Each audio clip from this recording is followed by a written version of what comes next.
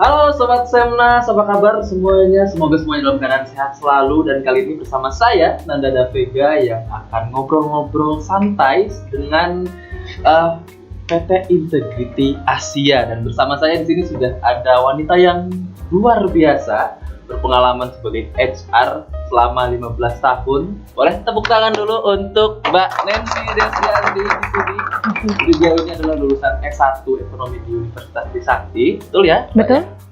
Dan juga sudah berpengalaman lebih dari 15 tahun sebagai profesional HR, baik itu di bidang IT, consultant, trading, dan masih banyak lagi. Dan sekarang Mbak Nancy ada di PT Integrity Asia sebagai Head of Business Expansion dan Marketing. Betul. Betul ya Mbak ya?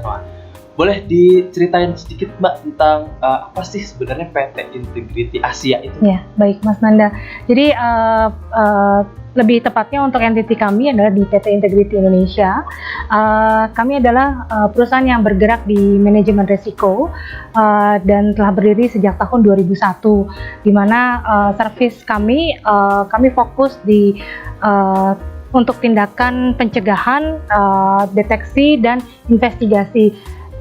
Dan salah satu servis yang kami tawarkan kepada klien kami yang memang 95% itu adalah corporate, yaitu di employment background screening.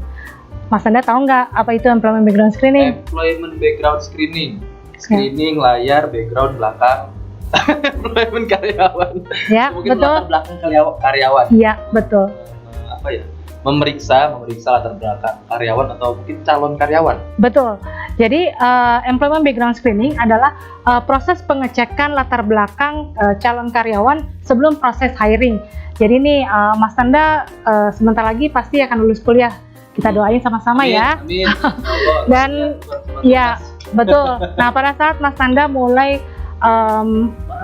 mengirimkan lamaran, dan biasanya HRD akan terima CV, resume, dan HRD pasti akan melakukan proses pengecekan isi dari informasi yang tertera di dalam resume tersebut, mulai dari ijazah pendidikannya, terus alamat, KTP sudah pasti, termasuk media sosial. Dan dari kegiatan ini yang sebetulnya servis kami untuk employment background screening sudah ada sejak tahun 2008, jadi kurang lebih kami ada di sekitar 14 tahun bermain di employment background screening, dan kami temukan tren pemalsuan dokumen itu semakin hari semakin tinggi. Dan dari hasil riset kami sendiri, ada sekitar 35% dari fraud itu datang dari pemalsuan ijazah pendidikan. Ijazah pendidikan, berarti kalau ijazah pendidikan itu yang memasukkan orang-orang yang akan menjadi karyawan di suatu perusahaan. Iya. Mostly kebanyakan seperti betul, itu. Betul.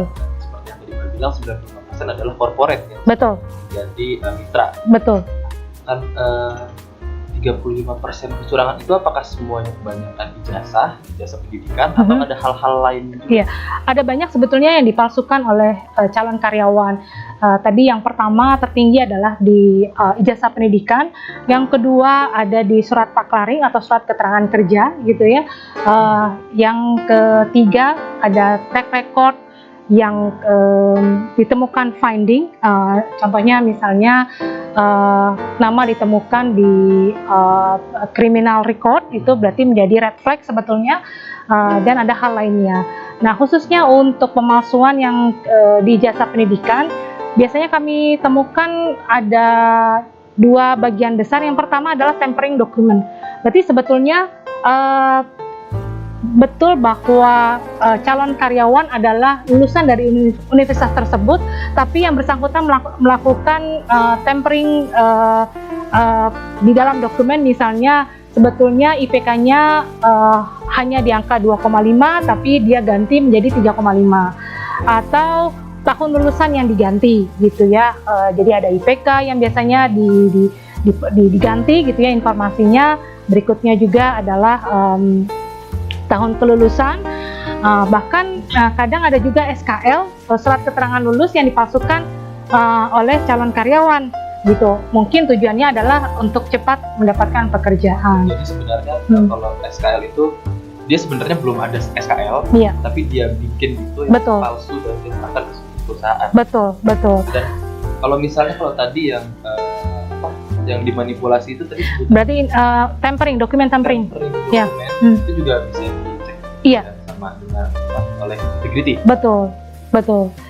Dan yang lebih parahnya sebetulnya justru adalah ijazah palsu. Berarti si calon karyawan bukan lulusan dari universitas tersebut. Bukan lulusan. Betul. Itu udah parah banget. Iya. Tapi kalau tadi kan dijelaskan bahwa 95% itu ada dalam perusahaan. Iya. Sekarang ini kan integrasi kerjasama dengan Stikom Iya, tersendiri. betul. Nah itu kalau untuk di bidang pendidikan seperti studi itu apa ya kira-kira yang di screen atau diinvestigasi atau dicegah? Iya, oke. Jadi dengan Stikom ini kami kerjasama untuk platform kita sebut dengan Minerva Global, khususnya adalah verifikasi ijazah alumni gitu ya. Karena sebetulnya kami sebagai pemain di employment background screening dari pengalaman kami, pada saat kami melakukan verifikasi dokumen ke satu universitas, kami sering mengalami kesulitan bagaimana meraih pihak akademisi untuk melakukan verifikasi. Kadang informasi itu tidak ada di website.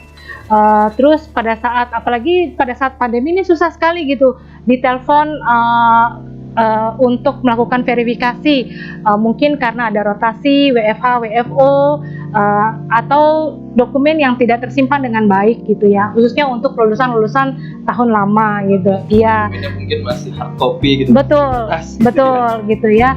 Nah, dengan adanya platform kerjasama dengan Stikom, jadi untuk verifikasi alumni Stikom bisa melalui platform tersebut. Dan ini sangat menguntungkan sebetulnya untuk seluruh alumni Stikom yang sedang mencari pekerjaan, karena prosesnya terukur dari sisi waktu gitu ya. Karena dari pihak Minerva pada saat kerjasama dengan Stikom memiliki komitmen untuk melakukan memberikan jawaban hasil verifikasi dalam hitungan hari gitu. Berarti kalau kandidat mendapatkan hasil verifikasi dalam waktu yang terukur, juga akan sangat terbantu buat alumni untuk cepat mendapatkan pekerjaan. Kalau boleh tahu itu kira-kira berapa lama prosesnya untuk verifikasi dokumen? Iya, jadi in general kami memiliki komitmen, universitas memiliki komitmen dengan Minerva Global, yaitu untuk lulusan 10 tahun terakhir adalah 2 hari kerja, tapi di atas 10 tahun yaitu 5 hari kerja. 2 hari? Betul. Cepat sekali. Cepat. Ya, cepat sekali. Ya, itu berarti keuntungan sebetulnya adalah untuk para lulusan alumni, karena akan sangat terbantu dengan kerjasama antara Stikom dengan Minerva Global. Kalau begitu itu kan berarti bisa bermanfaat banget untuk mahasiswa yang sudah lulus, yang baru lulus atau 10 tahun terakhir nih, yang cuma perlu waktu 2 hari untuk verifikasi data-data atau dokumen-dokumen pentingnya. Betul. Kalau itu selain Stikom studi, ada partner lainnya? Partner pendidikan di lembaga pendidikan. Iya, ya kami telah bekerja sama dengan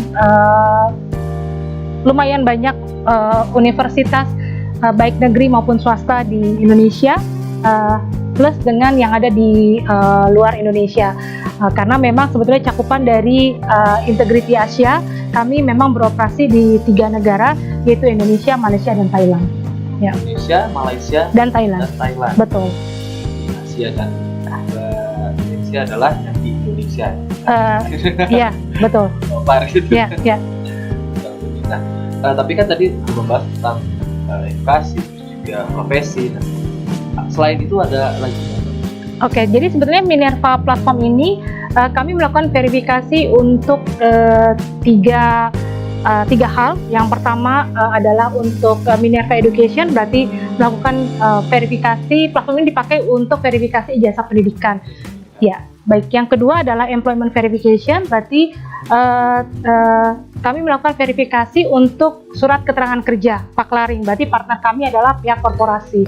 Dan yang terakhir yaitu Medical Verification, yaitu kami melakukan verifikasi untuk dokumen-dokumen yang dikeluarkan oleh rumah sakit, contohnya surat sakit nih.